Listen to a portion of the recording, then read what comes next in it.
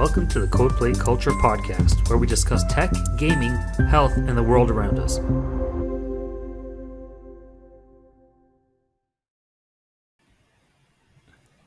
Hey everyone, welcome back to another exciting, amazing episode, Codeplay Culture podcast. Rui and Logan, we are joined by our first guest ever, and what a guest to have, Carl.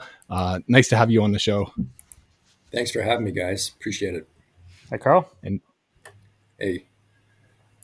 so Carl is a resident enthusiast, evangelist, hobbyist of all things blockchain and crypto. And I myself am not too much about it other than the Azure stuff. Rui, I mean, you've dabbled in a little bit here and there, but that's a little bit, yeah. Do you know anything about deep, like how deep people can get in that kind of stuff? Well, I know how people can get financially deep in holes because of that stuff, and I know all about that. Yeah, that's the extent of my blockchain knowledge. Fair enough. Yeah. Yeah. It's so Carl, like blockchain as a concept, it has nothing to do with crypto. Is that correct? I would say yes and no. Right. Okay. It's not such a cut and dry technology that you can just look at it and understand it very quickly. And the terminology, I think a lot of things in IT and tech, the terminologies are ambiguous.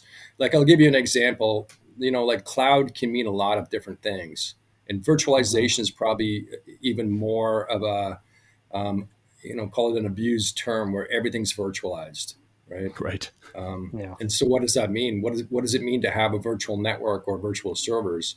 Like, so, with the way I look at blockchain and the actual currencies, the cryptocurrency, like the monetary, the trading, the investment aspect of it, is break it down and look at how blockchain is consumed in like Azure or AWS. And then there's other projects, which honestly I haven't looked in quite a while, but Hedera and ICP, which is the Internet Computing Protocol. And those projects, the last time I looked at it, you could purchase their compute and storage on their blockchains without using cryptocurrency. You could use a credit card.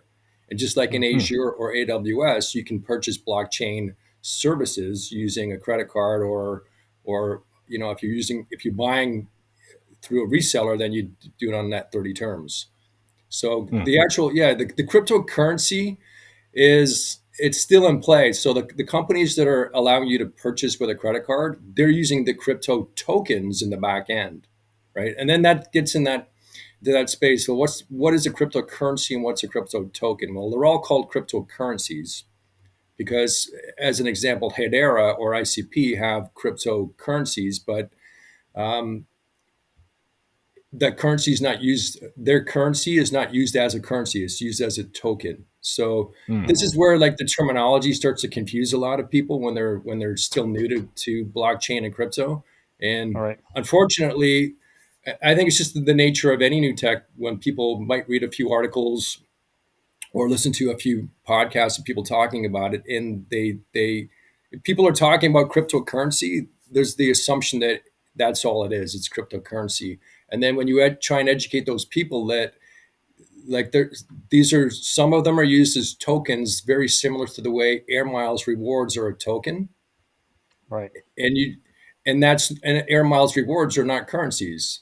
And then but you hear a lot of like, but why do they call it a currency? And it's like, well, you can explain that, but some people, they're not ready for that early adopter stage of the technology.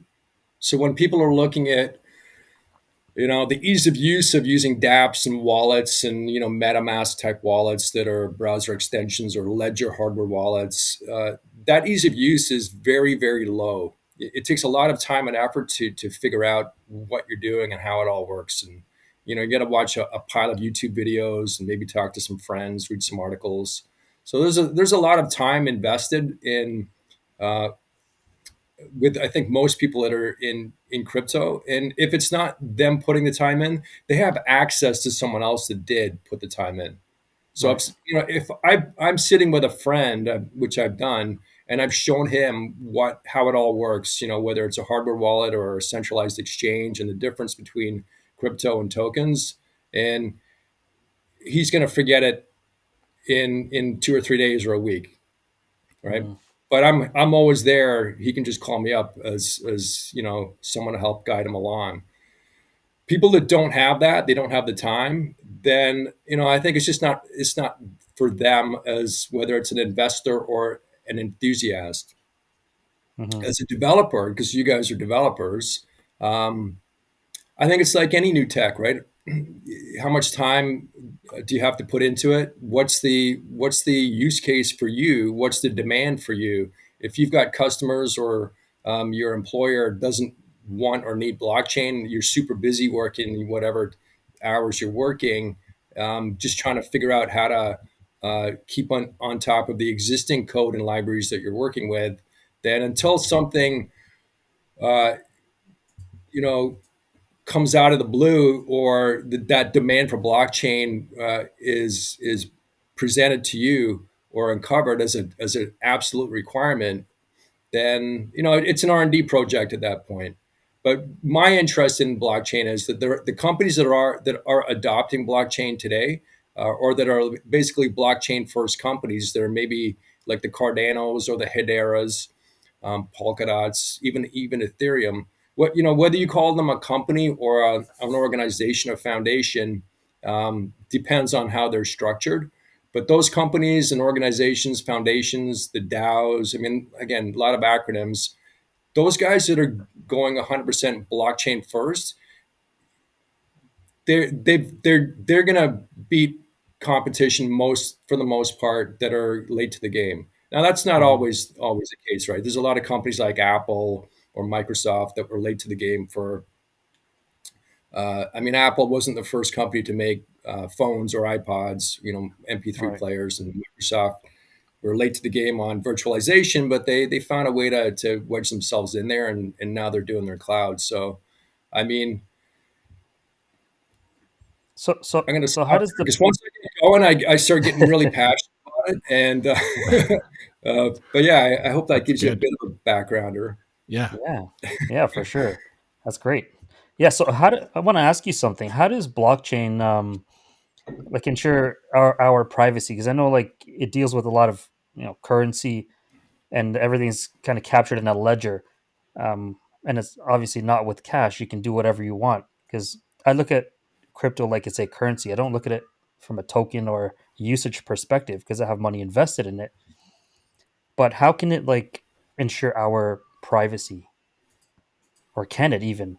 Is that even possible? Yeah, like the difference between like a public blockchain or a private blockchain, and Yeah. that kind of stuff. Like I know a little bit about that, but yeah, like as a public registry that's decentralized and Mhm. essentially replicated to many different people, how does it work for the private part? Like as people are using this all over the place for nefarious and non-nefarious purposes, dark web, onion router, level of stuff. And why would if they pick privacy as a standard for that, um like how, how does the privacy versus the public work for decentralized? Like it seems like oh, here's the data, but oh, you can't see the data. How is it private but also public, kind of thing? Mhm. Those are good questions. I mean, in terms of like the Bitcoin blockchain, and you guys are probably aware, the transactions are public, right? So Mhm. they're transparent. And if you make your Bitcoin addresses, you can have more than one address, public. Like if you're uh, maybe you're a whatever, like what is it, Patreon, you put on your Bitcoin address or Right. something to get donations, or you're a Mhm. nonprofit, then anyone can see those transactions to that Bitcoin address, right? They can see what you Mhm. have moved in and out. In terms of privacy, that's your I think you can pick 24 or 12 word passphrase. That Right. private phrase. That's your privacy, Okay. right? That's Okay. and Yeah. that's on a public blockchain. If it's a private blockchain, like Does it have to be centralized? I, I this is Would it where depend I'm on? still trying to wrap my head around, because I think you can have private blockchains that are still Hmm. decentralized, like Hedera had that model, and I Mm, believe they're changing Yeah. it to go more open source, where the Hmm. node validators and the stakers are corporations like Google or Boeing are on the I see. Hedera. They're involved in Hedera at some level, Hmm. and so all the transactions there are a little bit more. I don't want to Transparent. say they're hidden, because any developer can generate, if you, anyone that has access to the blockchain Right. mhm. that's distributed is going to be able to see the transactions on it. So Now, anybody can blockchains potentially that are know if pure, yeah, sorry, I was gonna yeah, say I anybody was could just going to, potentially know yeah, if go I ahead. send Logan some money, or any like developer can kind of get access to that information, right? Well, yeah. So if someone knows that that address is related to you, then maybe you publish your address on Twitter at looking for donations I or see. whatever. Right. Then they can see that you sent a certain amount of crypto to another address. Now they're not going Hmm. to know that that other address was Logan's address unless Logan already published his address. Okay, Okay. So that makes So total do this is, they sense. just see? Is it just like a wallet code? So like you have your wallet, hash or whatever, and it's like this much Bitcoin sent to this wallet code. Is it just like an exchange? Is a ledger just an exchange between wallets, like external pretty much, wallets? yeah, pretty Okay. much, yeah. So they see But the transaction of the wallets, but they don't know that this wallet belongs to Rui and this one Okay, belongs to well, Carl.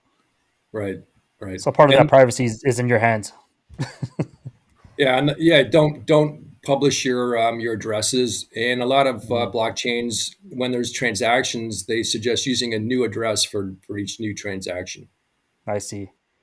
Right. Yeah, because I recalled recently, I can't remember when, but there was a certain political leader that was freezing people's crypto wallets. I can't remember his name.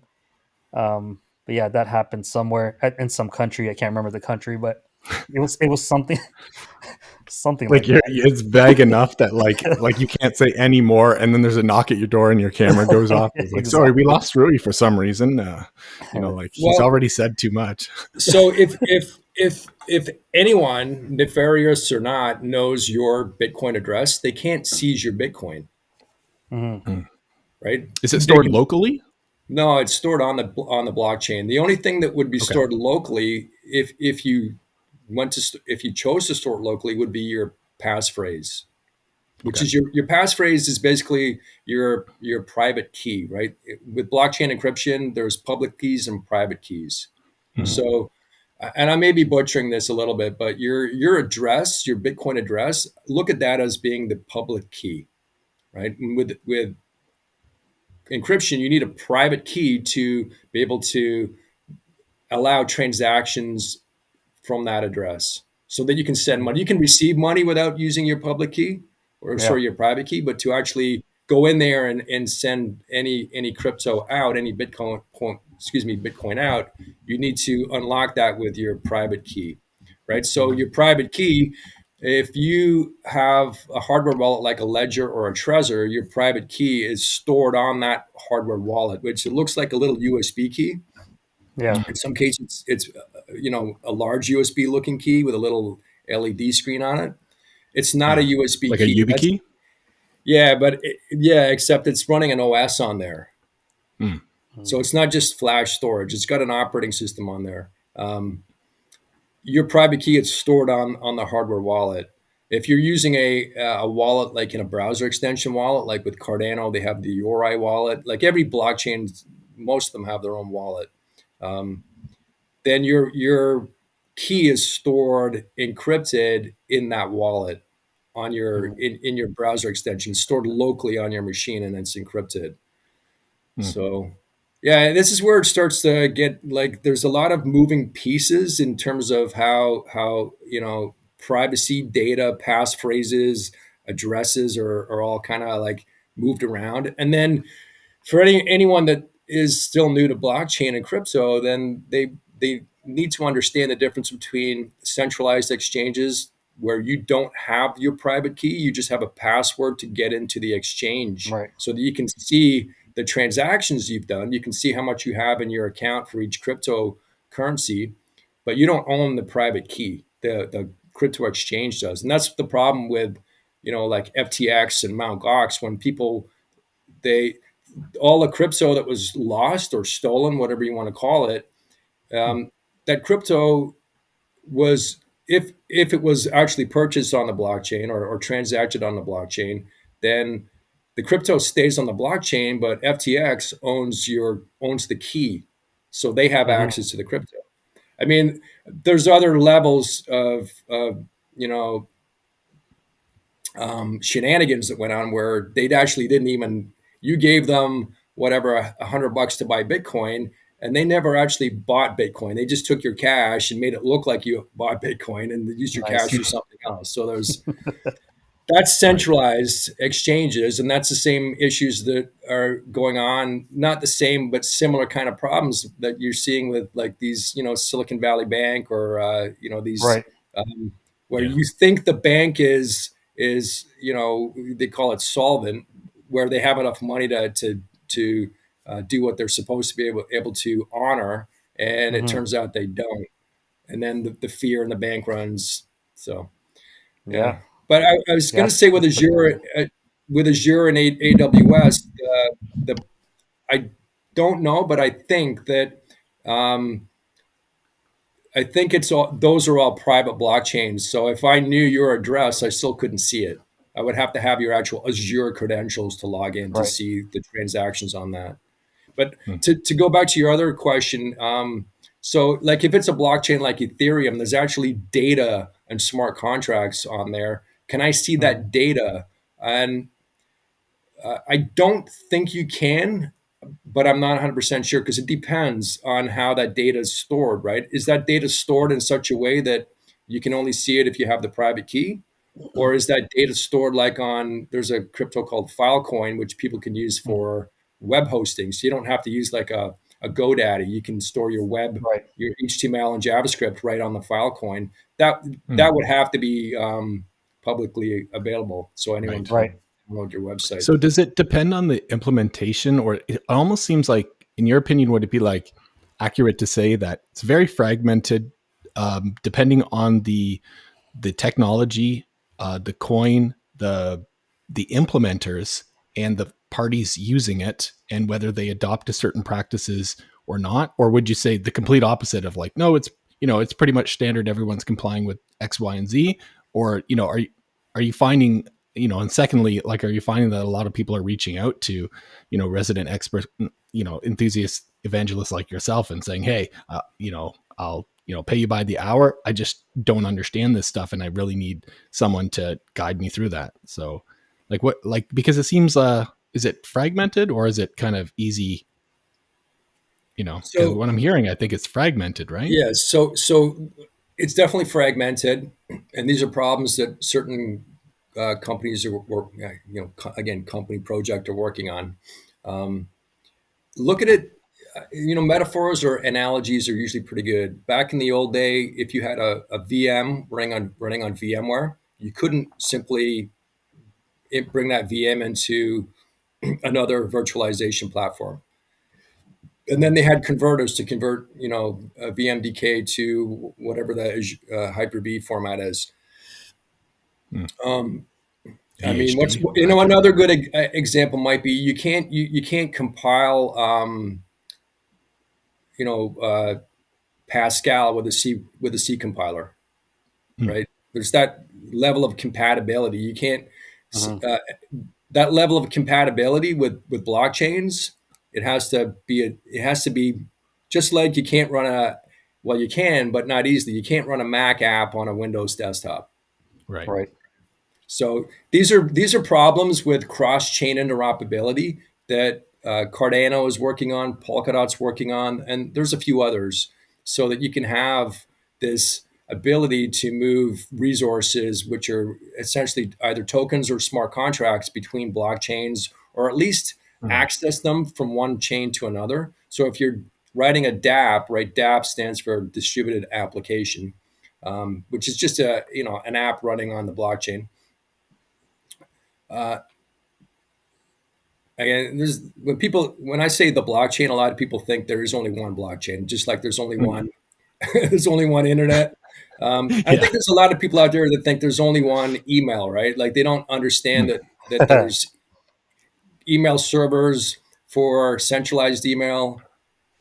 Uh, Ignore the word centralized, but like Rogers email or Bell or Google, they have email servers, but Mhm. corporations can have their own unique, distinct email servers.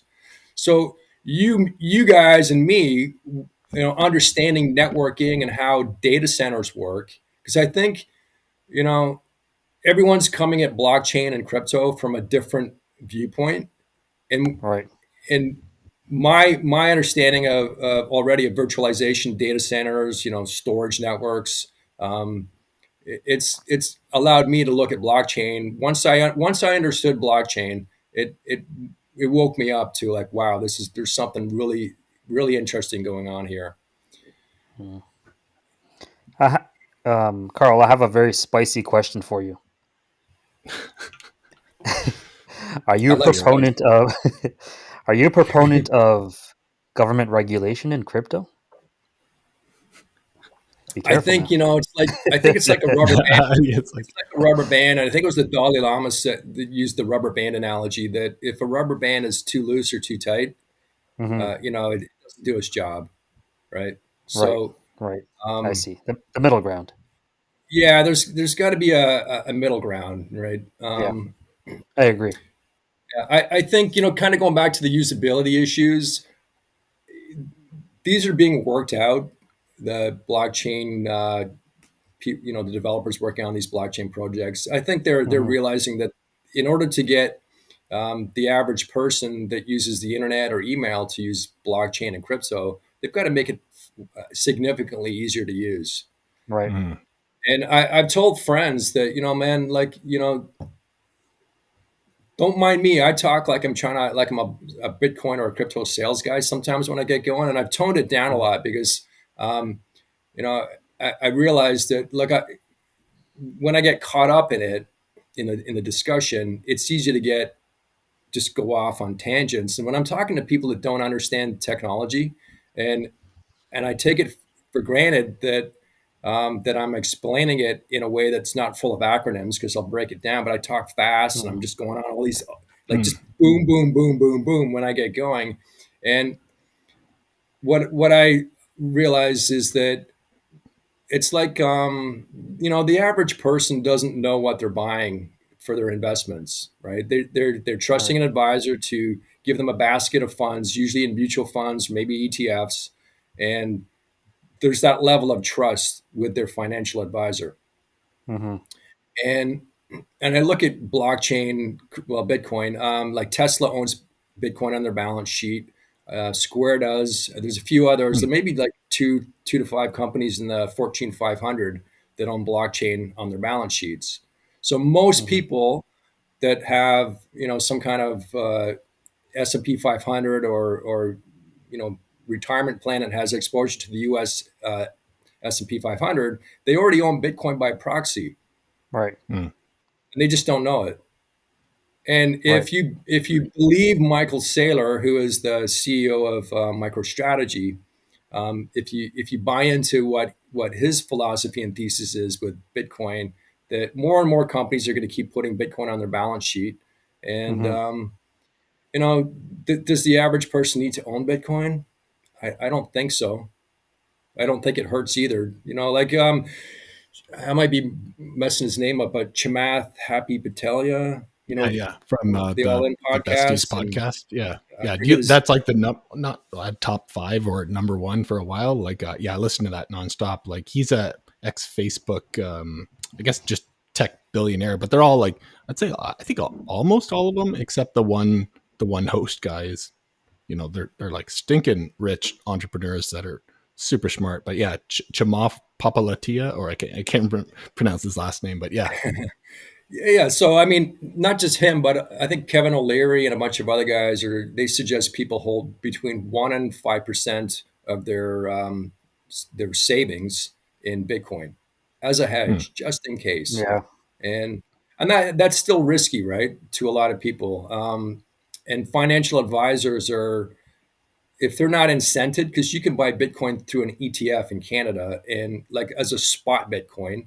In the Hmm. US, they do not yet have a spot Bitcoin. And then, What is that? people Like that, a spot Bitcoin? Is that well, like wealth simple or? no, spot Bitcoin means that the ETF actually holds the underlying Bitcoin asset. Would you happen And to know which and ETF it is? Purpose is the biggest one in Canada. Interesting. But Okay. like for the average person, then, there's do you buy the unhedged or the hedged ETF, Hmm. right? Right. I think there's two or three other Bitcoin ETFs in Canada. Um, there are Bitcoin trusts. So there's like if you don't know what you're doing, you're just going to go, this is just too much to wrap my head around. Right. Like Hmm. do I buy unhedged or hedged? Do I buy the Hmm. trust or the ETF? And then the US, there's no spot ETF yet. They're still on a futures ETF, which is um, not. They don't own Bitcoin in the futures ETF. They're speculating on the future price of Bitcoin. Yeah. So, and Well, you know what I that's say. Yeah, I was gonna say, when in doubt, buy the trust. I mean, you can trust it, right? That's um, my philosophy. I mean, that's not financial advice by any means. Please don't take it. You yeah, can trust the trust because it's called trust. I don't know. I don't know if enough about the trust. There's a grayscale Bitcoin trust or crypto trust in the U.S., and I think they have a basket of funds where you can pick and choose which cryptos you want to be um, investing in. But you're paying a premium for my understanding. You're paying a premium for Bitcoin in a trust. So if Bitcoin's trading at $20,000 in the trust, you may be paying, I think, up to 10 to 30% more, right? So you're paying a premium for it. And then I think a lot of these trusts are starting to wrap things down. And I believe partly because there's the ETF, the futures Bitcoin, that is starting to take um, more capital from people. But I think they're pushing hard to try and get the SEC to regulate a proper spot ETF in the U.S. I know there's companies pushing hard for that, but I think that's why the trusts are starting to lose a bit of popularity. But I'm not too on the my nose isn't really to the street on that stuff, so my information's a little laggard. I'll tell you guys this though: there's some really good podcasts that YouTube videos or YouTube channels that are Hmm. talking about Bitcoin and crypto. If you're willing to listen to that kind of stuff, Coin For Bureau, sure. Coin Bureau. yeah, Digital Asset News, and Invest Answers. Those, and there's a few others, but those are the top three that kind of come to mind. Yeah, we'll put those three in the links in the show notes for the viewers so they can check it out. Yeah. For people that are listening up to this point, you could probably tell already it's such a depth of knowledge. Like if you don't know, it's so hard to get into. Like the elevator pitch for banking is, give me $100. I'll keep it at the bank, and then maybe I'll, invest or whatever. I'll give you back $105 in a couple of years, whatever it is, Hmm. for 2.5, whatever, non-compounding, just annual, boom. And I'm like, okay, that sounds like a good elevator pitch. But the elevator pitch for, you know, it's so hard. And like you said, Carl, like whoever can find a way to simplify this for, granny and grandpa that don't even know about Facebook yet, and they want to like put some money into this, and you can explain it faster than a bank, is probably going to like end up super ahead. But it's hard. You have to mask a lot of that stuff because right now, because of the infancy of the technology, and as it's getting more standardized and progressing forward, it's not simplified as much as it can be in like 10 years from now. So, but if you have the, I guess, the time, the energy, or someone like yourself, Carl, that can help someone wrap their head around, like getting in early is good. Like Rui, people and I do too, that we're able to put some in and get a lot out. Right. But Right. sometimes without that depth of knowledge or research or that passion that you have, Carl, like it's very difficult for someone that's just starting out. So those probably the three YouTubers are. Would you say like those are good for getting started, or where would you say for like newcomers to trying to understand blockchain, crypto, and Like where's the Hello World app for crypto? Getting started page. Yeah, I mean the guys. So those three YouTube channels I watch, I would say they're like beyond the beginner level. But if Mhm. beginners are willing to listen and be patient to listen to, a lot of their videos are 15, 20 minutes. So there's a time commitment. I listen to these videos when I'm driving to work, driving home. Mm, If I'm going for a hike, I'll listen to them on the drive to the hike. I don't listen to stuff when I'm out hiking. I just want to be clear, like yeah. clear of that, Clear mind. Yeah. yeah, Yeah. dopamine Instead of coming in content from. in the ears. If I'm doing the dishes, I'll turn the volume up and listen to it while I'm doing the dishes. Sometimes if it's interesting, because you're going to miss stuff when you're cleaning the house and listening to a podcast. It's just, Mm, at least I do. So sometimes I'll go back and I'll rewind stuff, or I'll listen to the same podcast twice. I'm calling it a podcast. These are like, 15, 20-minute videos. Some of the videos are a little yeah. shorter, but to answer your question, there are other people out there doing more basic videos that are more geared to people that are just getting their feet wet. So, I mean, like, there's exchanges out there. And one of my friends is telling me, like, Kevin O'Leary and his Wonderfy company owns BitBuy in Canada. They own Coinberry in Canada, but you Mm, have to upload your ID to these companies. Like ah, you Right. would upload no more either privacy. a copy Not of on your. exchanges. Yeah, you've got to give an exchange, a private company, your driver's license. If you don't have a Right. driver's license, then your passport and your social. I think they need your social insurance number and a photograph. So a Mm, lot of people are just concerned about that level of security, like yeah. Right. putting information out. They're not a bank, right? Yeah. Right. Like I think with banks, you can just go up to the teller and give them whatever ID. You don't have to upload it to some mythical cloud internet, wherever it goes after that. The other thing they Mhm. call it KYC, right? So KYC, a lot of the companies, the crypto exchanges that require KYC, they send your private data to a third party company to validate it. So now Mm, you've got yeah. your data going between all these different places. And it's scary, right? Like you read And about it's data likely breaches. offshore too. Yeah, where is your data going? I think some of these KYC companies are in Ireland or offshore. And Hmm. if they're in Ireland, where do they send it to? So your Right. data could be going anywhere. Uh, you know, you're. I mean, I think everybody knows someone that's had their bank account or their debit card or their credit card hacked. Hmm. Once you hit a certain age, you tend to you're exposed to more stories and stuff. So that's a Right. big that's a big issue too.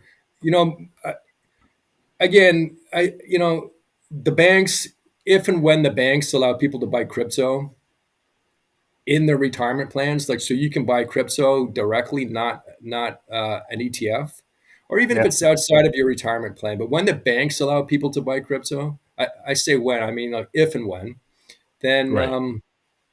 it's going to be a more safe environment for the average person that wants to invest. The other Right. thing, with crypto, as I mentioned to Logan, is that it's not just about the investment; it's about the actual technology, right? Um, like if you care about what crypto is going to do to change and improve the world, then you have to, in my mind, you have to separate that from any potential investments or monetary gains. If that's something that you're interested in, which I Mm, find very interesting, because, and I think you have to also do that or trust other Hmm. people to do it for you, right? Right. Like these crypto guys are saying, like these are the tokens I buy, these are the tokens I talk about because they're the ones I'm interested in. I don't, like they'll say I don't talk about tokens that I'm not interested in. Then there's other Hmm. guys that'll talk about the top tokens that are in the news. Right. But there's I think 10,000 crypto tokens. So how do you know which ones mm, to buy? Even as a developer, if you're not interested in the investment, how do you know which one to write a DApp for? Like I know yeah. when you guys we're talking about we talk about React. I mean, I was looking at, do I use React? We're talking now web application development, nothing to do with Mm, blockchain.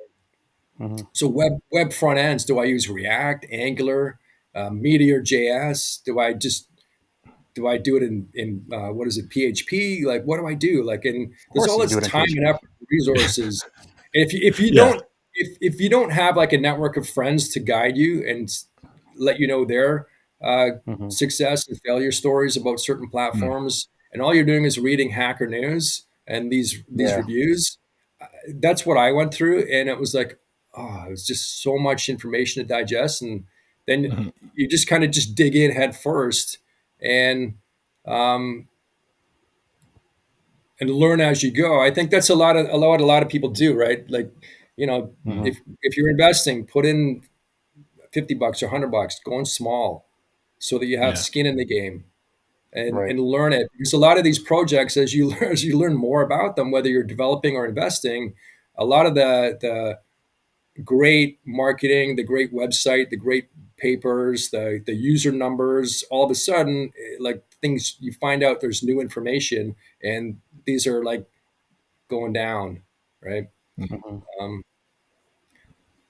You know, I've invested in crypto. Yeah, I don't know why. I mean, I suppose I love losing money. That's why I. It seems to be a trend, but yeah, that's my only brush with the whole blockchain and crypto is just direct investing in an exchange, a centralized exchange, which scares me because their native coin could just vanish and they're finished, and there goes my money. yeah. But that's the world crypto lives in. It's very Right. uncertain, and just like that, it can disappear. Well, Yeah, like FTX, one of the top exchanges, just completely wiped, right? if you have money that you don't want to lose in a crypto exchange, a centralized exchange, whether it's Coinbase Hmm. or BitBuy or whatever, do yourself a favor, get a hardware wallet, or at the very least, use like a browser extension wallet. Right. Mm. But their And native hardware, token will still, like, if they go down, their native token's done, even if you but keep it if in you cold don't have storage. it, no, no, no. Oh, well, yeah, but just don't buy the native tokens. Right. Right. Fair Like enough. if you're buying native tokens for, what I don't know if KuCoin has a native token, KuCoin or Binance. Hmm. Yeah, you're definitely Binance at does. risk. Yeah, you're definitely at risk of them going into the toilet like FTX did, Right. and that even if Binance as a company is fine, their tokens can still lose favor, right? Yeah. Um, like the utility of the Binance token is it's yes, there's utility, right? But it's not Hmm. as useful, excuse me, as say Ethereum Right. or Cardano is one of my favorites. Hmm. You know, like learn how to use like if you're inclined, learn how to use decentralized exchanges, DEXs, Hmm. so that you could buy your tokens in a centralized exchange, whatever you buy. Like say you buy Right. Ethereum or Cardano, move that over to your Yori wallet or your MetaMask or whatever wallet you use, and Hmm. then you can use like MinSwap for Cardano, or you can use Uniswap for your Ethereum tokens, and then you're off. You're Right. off the grid at that point. Right. But Mm. then you have those fees, right? Those sometimes astronomical gas fees, Yes, yes, yeah. which you don't So have in exchanges.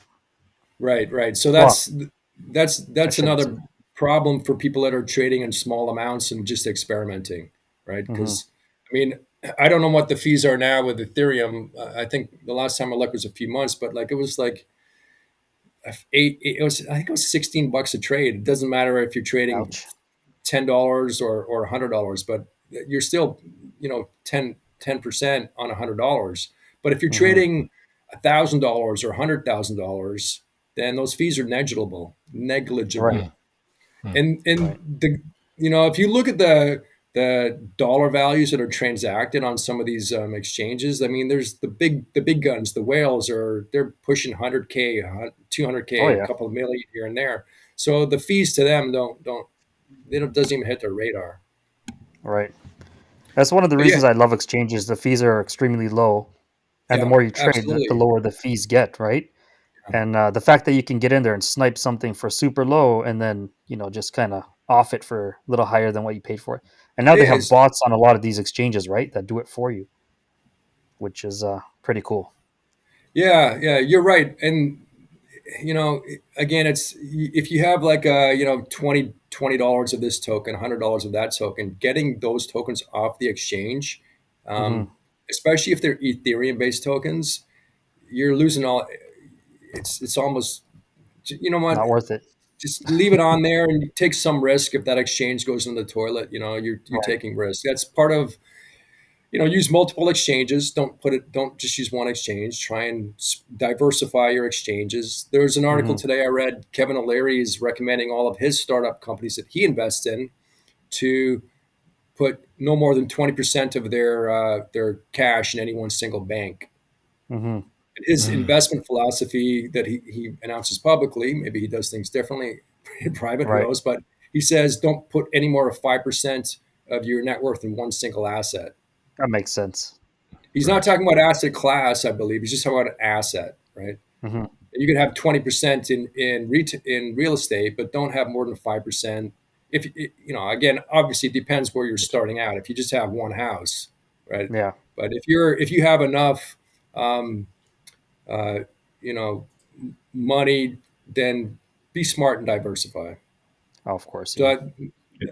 yeah. So my point is diversify on the exchanges you use, and Hmm. then Mm. if you get into decentralized exchanges and then contributing to liquidity pools Yeah.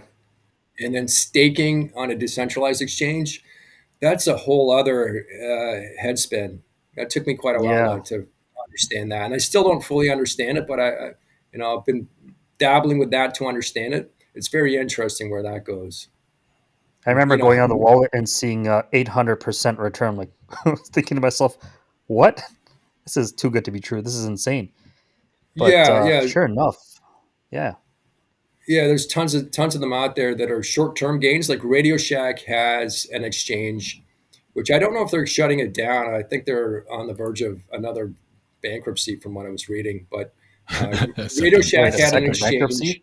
I think so. Among How did many, that happen? many other Yeah. many other exchanges where they're offering these crazy returns of like 800, 700%, but then Hmm. those returns only last for a certain amount of time depending on how many people get into that pool, and then the returns Yeah. start to dwindle To down. diminish. Yeah.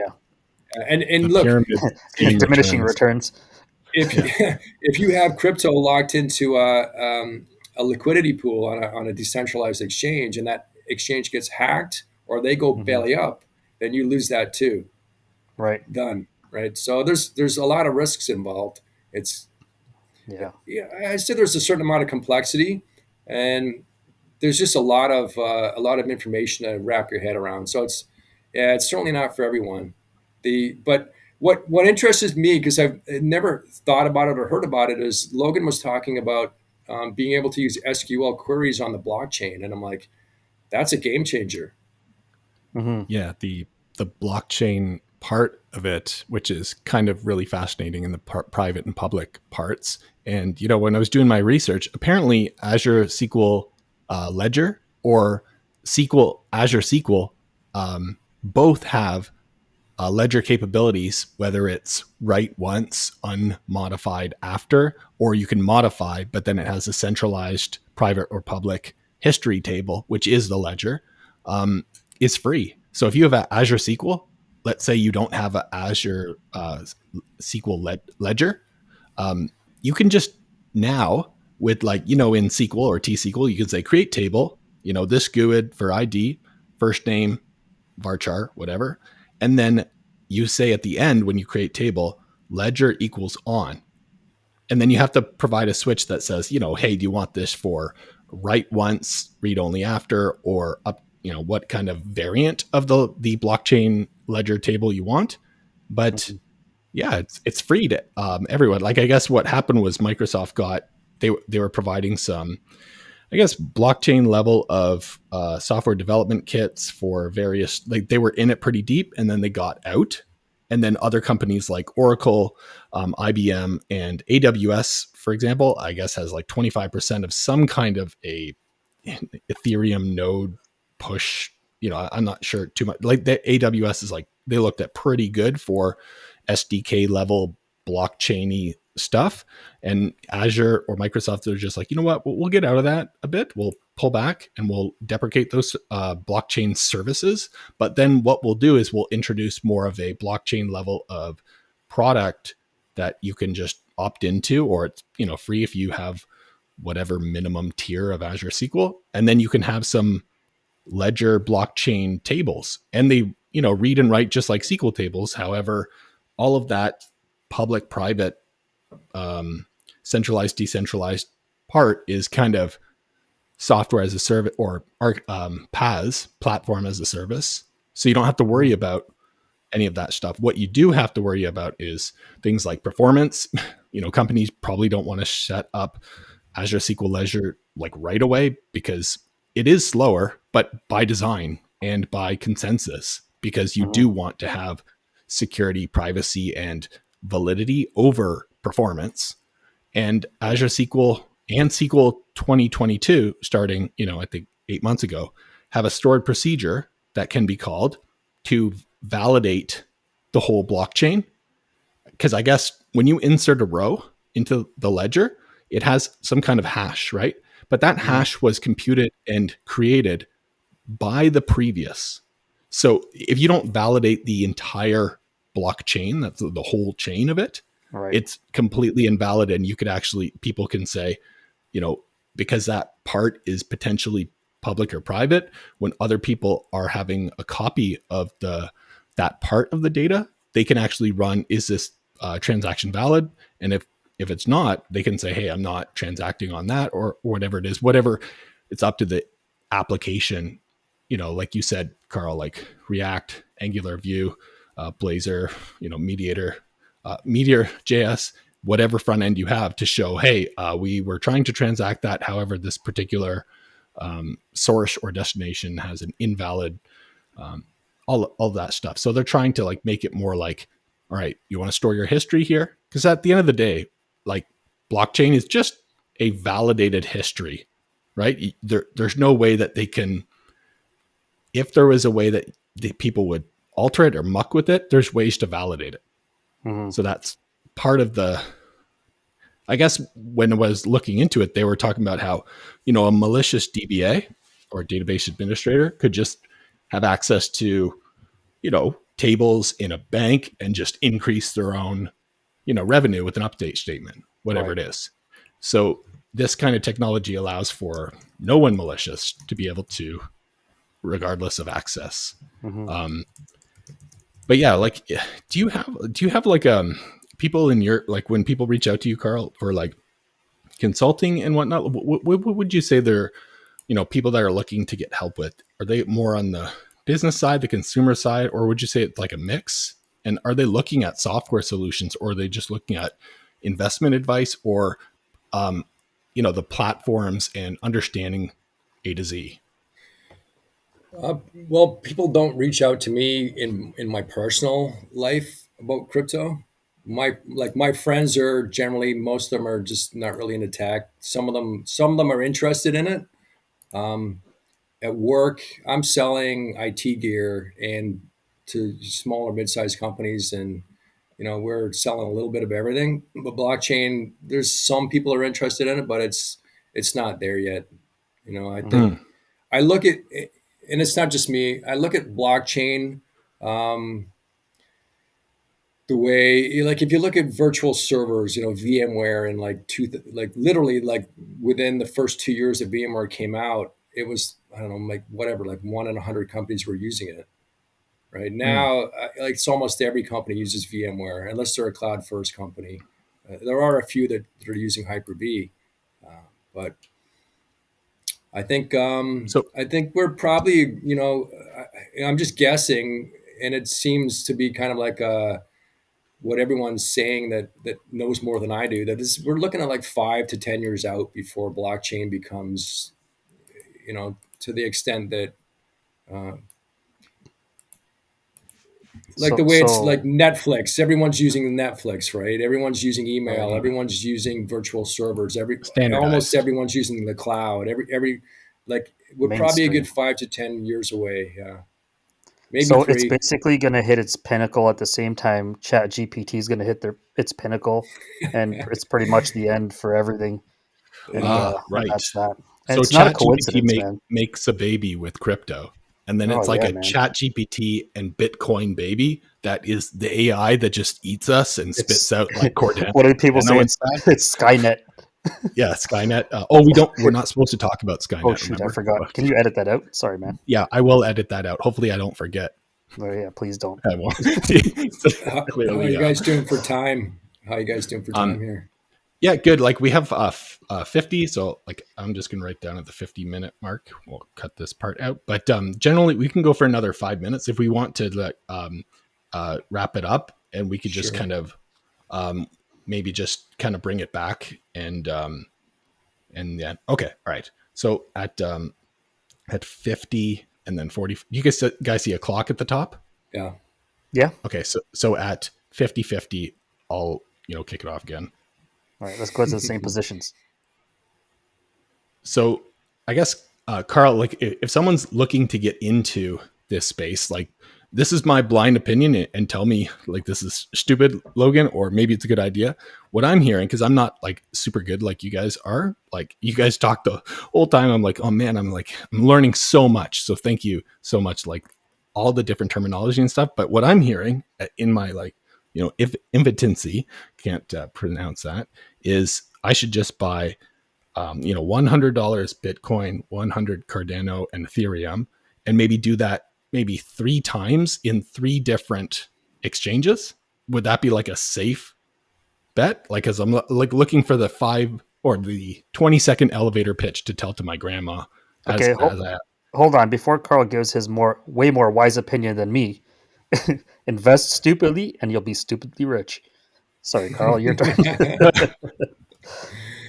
um, it depends what your goals are, right? What are you trying to achieve? Are you trying to learn how to understand mm, yeah. and So for plant the seeds for for a larger investment, or like if Oh, you're so let's say that average person that just they're like, oh my gosh, if I don't get my money into Apple or BlackBerry or whatever it was that boomed, but you know what I mean? They're like, it's because it's on the rise. Mhm. What do people just like blindly? It's like the GIC, right? Guaranteed whatever you're going to get a guaranteed, Yeah. 2% over 5 years. What's the GIC level of I'm going to put in X amount into these 3 coins, or like I just want to like not miss out on the spike. I expect everything you put into crypto to go to zero. That's the safest Mm, expectation. Absolutely. You know, there's different. You have to have different levels of expectation. To answer your question, though, um, anyone starting out, just use one exchange and learn how to use a cold wallet and get it off the mm, exchange. Mhm.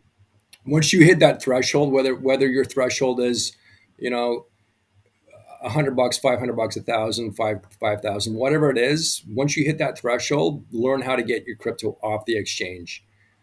Like, and some exchanges will be fine, but you just don't know. Kevin O'Leary, in that article I mentioned, he said you never know when some black swan idiot manager is going to wreck things, Right. regardless of whether it's a big bank or a small bank. You just don't know. That's mm. why he was saying 20% of your company's money max in each bank. So 5 banks, 20%.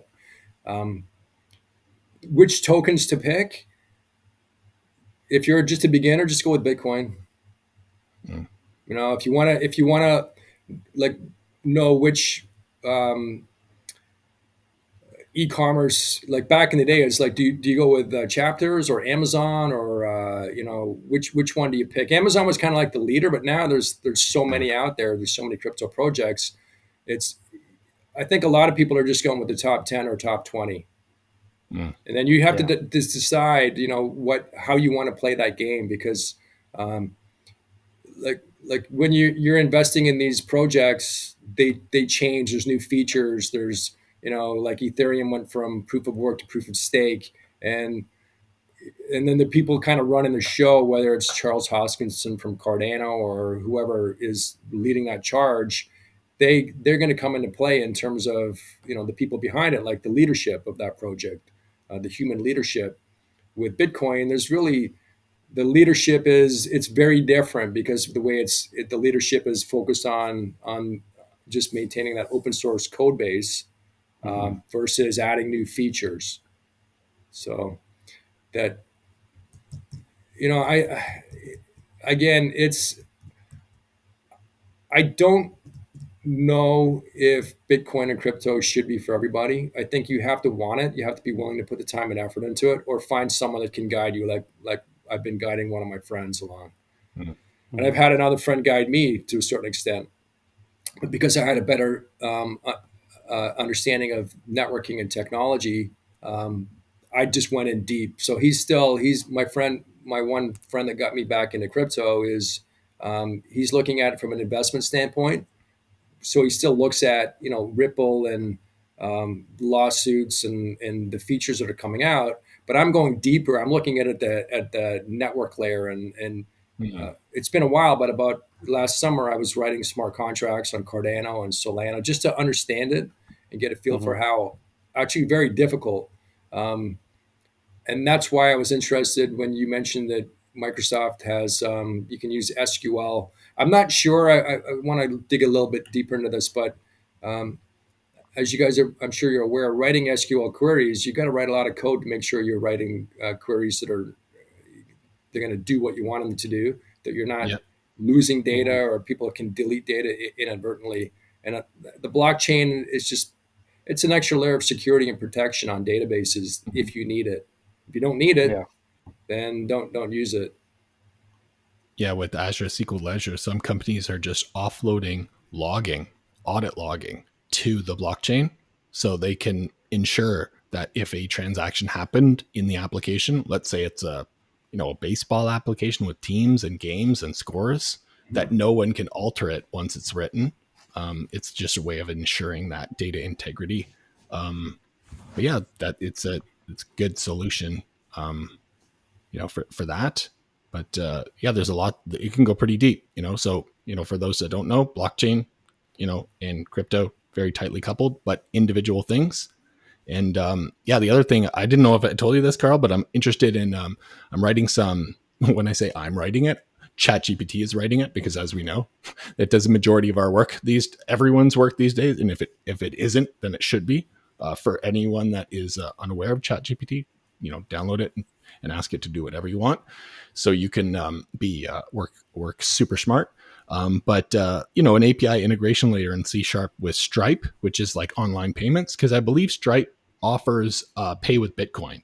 So you know how you can check out with Apple, PayPal, whatever credit card you want, and then I guess it like adjudicates or like hits a credit card through Stripe, and then they take a fee, kind of like the Square when you run your Mhm. Hmm. credit card through the adapter. But they have pay with Bitcoin. So it'd be kind of cool to offer that as a solution for some of the micro SaaS that we develop.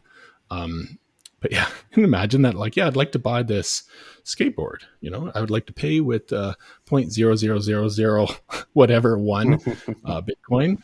But yeah, pretty cool integrations on that part on the C# side.